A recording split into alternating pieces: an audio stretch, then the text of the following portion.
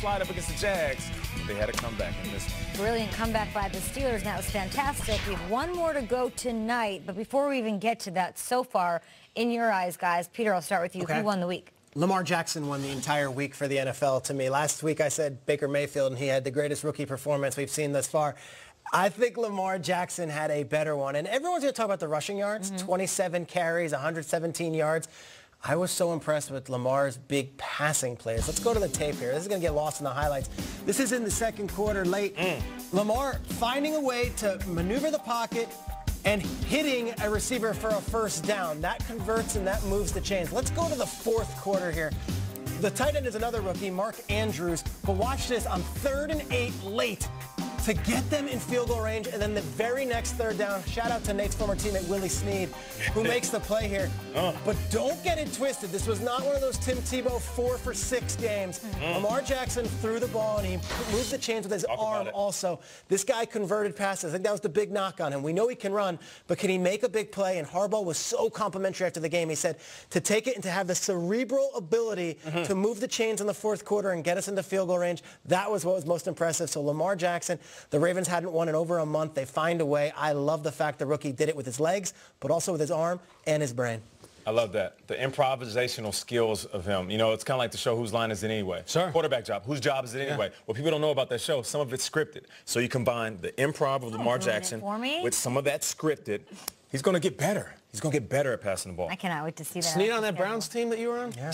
Everybody was on that team. Michael Irvin was on that team, I think. It's an unbelievable thing. I'm going to take you guys to the year 2014, all right? There's a lot of Meghan Trainor, a lot of Uptown Funk, Birdman, Grand Budapest Hotel, and Andrew Luck was throwing for 40 touchdowns. And then he gets hurt, and his whole reputation devolves into Civil War memes and neckbeard jokes, and I get it, he has an old phone, and he has a book club. I don't care. Andrew Luck in 2018 is one of the best 10 football players in the entire NFL. He won the week for me, destroying a Titans team that destroyed a Patriots team. And this was the game that all was supposed to come back to earth for the Colts. Nice story. They clawed off the mat. Frank Reich, comeback, yada, yada. Luck was incredible. Not sacked. Literally not hit in the game. That's an actual stat. He was not hit. Luck is going to make the comeback player of the year. He's going to make Quentin Nelson the offensive rookie of the year. And he's going to take the Colts to the playoffs when Frank Reich will be the coach of the year. He's doing all of that. He won the week. Kyle just went bold on like 7 different categories in one sentence. Listen, Peter gave Colt McCoy the MVP the other day. So I got to keep up with the Joneses here, baby. I love the Colts. They're on fire. Got to go bold. Yeah. That's cute, but the Texans are going to win the division. Oh, sure. It's crazy that we're not talking about them on their 7th win. So I'm going to dish out the love right now because they went on the road and they beat a division opponent. Now they have a 2-game lead in their division, and they're 1 game back from a first-round bye, right behind the Steelers. They're doing it. It might not be the best thing, but nobody's beating them. And if you look at this is the last team on the schedule that's a winning team, that has a winning record. They might not lose again this season. Can we wrap our heads around? If we're going to be bold, Texans don't lose the rest of the season. 13-3. Listen, they face the Titans. They face the Titans next Monday night with potentially Blaine Gabbert as the starting quarterback. I don't know that I see them losing. I'm looking at their defense. They have 5 sacks yesterday from 5 different players, 2 interceptions. I didn't even know that was Eric Reed's, or that it was Reed's little brother with the 100-run return for the score. That was incredible stuff on defense, on offense. This isn't I don't think it's, people are calling it the worst 7-game win streak. It's so dumb. It's not. That's not what it is. No such thing, right? I don't know that they lose the rest of the season looking at their schedule and the way they're playing. Okay, Houston, Texans. Houston flexing out here, okay? If the Texans go 13-3, they might be the 1 seed in the AFC. Talk about it. Through Houston.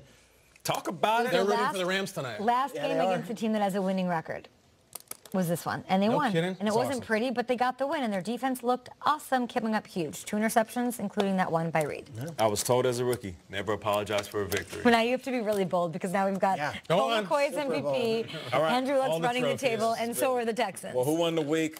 You went back 2014. I'm going back to last Thursday. How about Seattle Seahawks? Seattle Seahawks up against the Packers at home. Russell Wilson, he did everything that we thought that Aaron Rodgers was going to do at the end of that game. He was clutch. He ran outside the pocket. He made the right throws at the right time. And they came up big and got the victory. And you know when you win and something good happens, like you find $1 on the ground. Yeah. And then you reach in your pocket, you find a $5 bill. Then you're doing laundry, you find a $20 bill. And then you're going through your clothes in your room, you're like, is this $100? That's what happened this weekend. They had a good game. They beat the team they were supposed to beat. And then the Cowboys win. And the Lions win. Yeah. And now they're in a better position. More importantly, who's losing? The Panthers are losing. The Falcons. The Panthers are losing. The Falcons are losing. And now they're in that hunt conversation, getting closer and closer to that wild card spot. So everybody wants to be bold with this new running game. Russell Wilson being who he is. Russell Wilson is going to take his team to the playoffs. Oh, boy. And if they get in the playoffs, they're going to win that first game. And that's all I got to say. Hey, I like it. Yeah. And they get housed by New Orleans. But the Seattle Seahawks, they will make the playoffs. Everybody wants to go bold. I'll go bold. I have faith in Russell Wilson. And with that running game, that reminds me of what Marshawn used to do with the running back by committee. I see these guys doing something special the rest of the season. 2 bold play callers will be on the field tonight in L.A. wrapping this whole thing